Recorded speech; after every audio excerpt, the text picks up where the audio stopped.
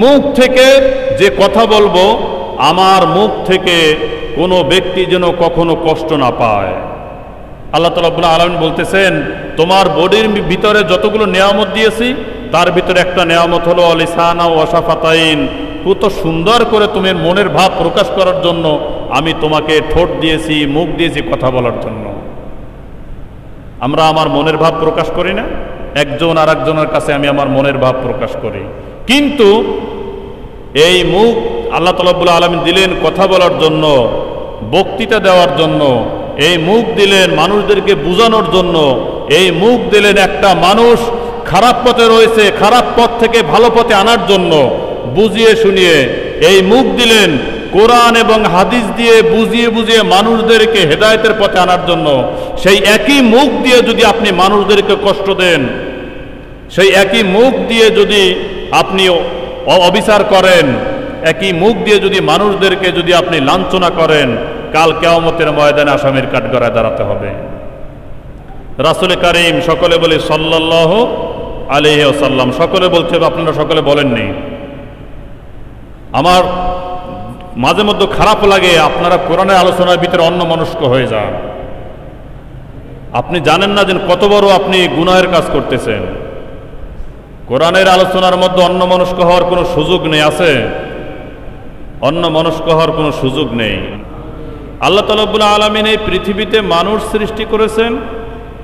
মানুষ সৃষ্টি করে একটি মানব দেহের মধ্যে, হিউম্যান বডির মধ্যে আল্লাহ তাআলা রাব্বুল আলামিন যতগুলো নিয়ামত আল্লাহ তাআলা রাব্বুল আলামিন দিয়েছেন, একটি নিয়ামত নিয়ে আমি আজকের আলোচনা করব। নিয়ামতটা হলো আল্লাহ তাআলা রাব্বুল আলামিন বলেছেন লিসানা ওয়া শাফাতাইন। আল্লাহ নিজে বলতেছেন কোরআনুল কারীমে, দেন তোমাদের কি আমি একটি মুখ দান করিনি? দুটি ঠোঁট তোমরা লাড়ালাড়ি করো, একটু লাড়াচাড়া করো, এর ভিতর থেকে তুমি তোমার মনের ভাব প্রকাশ করতে পারো। সুবহানাল্লাহ, সুবহানাল্লাহ। যাদেরকে আল্লাহ তাআলা রাব্বুল আলামিন বোবা বানিয়ে পাঠিয়েছেন, আছেন আমাদের দেশে বোবা মানুষ, তাদেরও দুটো ঠোঁট আছে, কিন্তু তারা মনের ভাব প্রকাশ করতে পারে না। পারে? আল্লাহ তাআলা রাব্বুল আলামিন আমাদেরকে নিয়ামত দিয়ে পাঠিয়েছেন, যে দুটি ঠোঁট দিয়েছেন, মুখ দিয়েছেন, সেটা দিয়ে আমরা মনের ভাব প্রকাশ করতে পারি। মহান আল্লাহ তাআলা রাব্বুল আলামিন সূরাতুল আর রহমানে বলেছেন, আর রহমান, আমি হলাম দয়ালু। আল্লামাল কুরআন, এই কোরআনটা হলো জ্ঞানের রাজ্য। খলাকাল ইনসান, আমি মানুষ সৃষ্টি করেছি। আল্লামাহুল বায়ান, আর এই মানুষ সৃষ্টি করে আমি বসে থাকি নাই, মানুষকে মনের ভাব প্রকাশ করার জন্য প্রত্যেকটা মানুষকে আমি ভাষা দান করে দিয়েছি। সুবহানাল্লাহ। এই হলো আমার রব। আমার রব আমাদেরকে বলতেছেন লিসানা ওয়া শাফাতাইন, আমি কি তোমাদেরকে দুটি ঠোঁট দিইনি, মুখ দিইনি তোমাদেরকে কথা বলার জন্য? এবং সেই আল্লাহ তাআলা রাব্বুল আলামিন বলতেছেন, তোমরা যারা কথা বলো মানুষ, এই পৃথিবীতে মানুষের ভিতরে আবার কিছু শ্রেণী রয়েছে, কিছু বিভক্ত রয়েছে। এক শ্রেণী মানুষের কথা আল্লাহ তাআলা রাব্বুল আলামিন সূরাতুল বাকারার 8 নম্বর এবং 9 নম্বর আয়াত আলোচনা করেছেন। এক শ্রেণী মানুষ এমন রয়েছেন, আল্লাহ তাআলা রাব্বুল আলামিন বলতেছেন, অমিনান নাস মান ইয়াকুলু আমান্না বিল্লাহি ওয়া বিল ইয়াউমিল আখির ওয়া মা হুম বিমুমিনিন। দেখেন, এই মুখ দিয়ে এক শ্রেণীর মানুষের আবার বলতে থাকে। কি বলতে থাকে? আল্লাহ বলতেছেন অমিনান নাসি মান ইয়াকুলু, তারা বলে আমান্না বিল্লাহি, আমরা ঈমান আনলাম আল্লাহর প্রতি। কিসের প্রতি ঈমান আনলাম? আল্লাহর প্রতি। কথা বলতে হবে, কিসের প্রতি ঈমান এনেছি? আল্লাহর প্রতি। এই কথাটা এক শ্রেণীর মানুষ বলে। অমিনান নাসি মান ইয়াকুলু আমান্না বিল্লাহি ওয়া বিল ইয়াউমিল আখির, এবং আমি কিয়ামতের দিবসের প্রতি আমি ঈমান এনেছি। আল্লাহ তাআলা রাব্বুল আলামিন বলতেছেন এক শ্রেণীর মানুষের এরকম বলে। ওয়া বিল ইয়াউমিল আখির, আল্লাহ তাআলা রাব্বুল আলামিন বলতেছেন ওয়া মা হুম বিমুমিনিন, খবরদার এই সকল মানুষেরা শুধুমাত্র মুখেই বলে, এই মুখে বলা পর্যন্তই সীমাবদ্ধ, এর বেশি আর কিছু না। ওয়া মা হুম বিমুমিনিন, আসলে তারা প্রকৃতপক্ষে ঈমানদার নয়। আছে আমাদের সমাজে এরকম মানুষ, শুধুমাত্র মুখে বলে আমি আল্লাহর প্রতি ঈমান এনেছি, আমি কিয়ামতের দিবসের প্রতি ঈমান এনেছি, আখিরাতের প্রতি ঈমান এনেছি, কিন্তু এই ব্যক্তি আল্লাহর একটা হুকুমও পালন করে না। এই ব্যক্তি মানুষদেরকে কষ্ট দেয়, মুখ দিয়ে দেয়, হাত দিয়ে দেয়, তাদের ক্ষমতা দিয়ে দেয়, তাদের আচার আচরণ দিয়ে কষ্ট দেয়। আল্লাহ রাব্বুল আলামিন সেই শ্রেণীর মানুষদের কথা বলেছেন যে মানুষের মধ্যে এমন কিছু মানুষ রয়েছে যারা বলে অমিনান নাসি মান ইয়াকুলু আমান্না বিল্লাহি ওয়া বিল ইয়াউমিল আখির ওয়া মা হুম বিমুমিনিন, যারা বলে যে আমরা ঈমান এনেছি, আখিরাতের প্রতি ঈমান এনেছি, আল্লাহর প্রতি ঈমান এনেছি। আল্লাহ রাব্বুল আলামিন তাদেরকে বলে ওয়া মা হুম বিমুমিনিন, আসলে এই সমস্ত মানুষেরা আসলে ঈমানদার নয়। এরপরে বলেছেন ইউখাদিউনাল্লাহ, এই সমস্ত মানুষেরা ধোঁকা দিতে চায়, এই সমস্ত মানুষেরা আল্লাহকে ধোঁকা দিতে চায়। ইউখাদিউনাল্লাহ ওয়াল্লাযীনা আমানু, আল্লাহ এবং ঈমানদারদেরকে এই সকল মানুষেরা ধোঁকা দিতে চায়।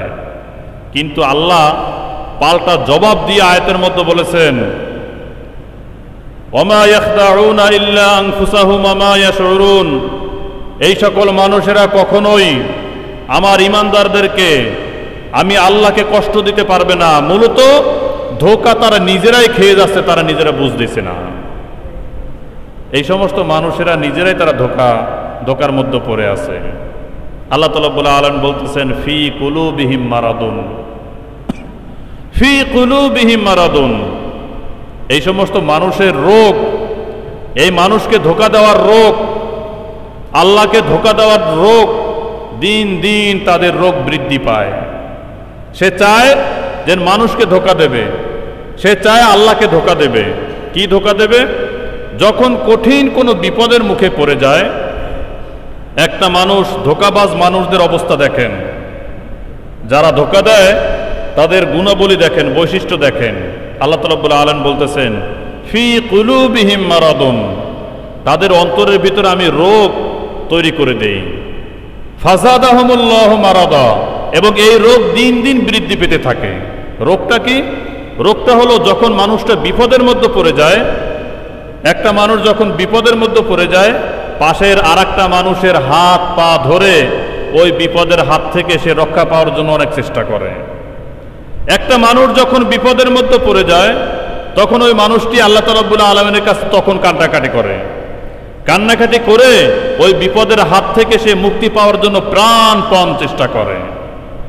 যখন বিপদ মুক্ত হয়ে যায়, যখন সে স্বাধীন হয়ে যায়, যখন সে ভালো একটা পজিশনে চলে আসে, তখন আবার সেই মানুষদেরকে ধোঁকা দিতে থাকে, আবার সেই আল্লাহকে ধোঁকা দিতে থাকে। আল্লাহ রাব্বুল আলামিন ওই সমস্ত মানুষদেরকে বলেছেন ফি কুলুবিহিম মারাদুন, মৃত্যুর আগ পর্যন্ত তারা এই রোগে আক্রান্ত হতে থাকবে। ফাযাদাহুমুল্লাহু মারাদা, এবং তাদের রোগ দিন দিন বৃদ্ধি পাবে। এই জাতীয় অভ্যাস তাদের দিন দিন বৃদ্ধি পাবে। ফাযাদাহুমুল্লাহু মারাদা ওয়ালাহুম আযাবুন আলীম, আল্লাহ রাব্বুল আলামিন বলতেছেন ওই সমস্ত মানুষদেরকে আমি কঠিন শাস্তি দিয়ে থাকব। আযাবুন আলীম, কঠিন শাস্তির মুখোমুখি তাদেরকে আমি করব। পৃথিবীতে তারা শুধুমাত্র ঈমানদারদেরকে কষ্ট দেবে, আমি আল্লাহকে কষ্ট দেবে, আমি আল্লাহকে ধোঁকা দেবে, ঈমানদারদেরকে ধোঁকা দেবে, আর তারা বেঁচে যাবে। শুধু তাই নয়, ওয়ালাহুম আযাবুন আলীম, কঠিন শাস্তির মোকাবেলা তাদেরকে করতে হবে। আল্লাহ তাআলা রব্বুল আলামিন যে এই কথাগুলো বলেছেন, এই কথা, এই শ্রেণীর মানুষ আমাদের সমাজে রয়েছে, এই শ্রেণীর মানুষ আমাদের দেশে রয়েছে। আমি যদি কোরআন এবং হাদিস দিয়ে এই কথাগুলো মানুষের সামনে উপস্থাপন না করি, কাল কিয়ামতের ময়দানে তো আমিও আসামির কাঠগড়ায় দাঁড়াবো। অতএব যাদের মধ্যে এই জাতীয় অভ্যাস রয়েছে, ওয়ালিসানা ওয়া শাফাতাইন, আল্লাহ তাআলা রাব্বুল আলামিন বলতেছেন আমি কি তোমাদেরকে দুটো ঠোঁট এবং মুখ দেই নাই তোমাদেরকে কথা বলার জন্য? কথা দিয়ে কাউকে কষ্ট দিবে না, কথা দিয়ে কাউকে কষ্ট দেবে না।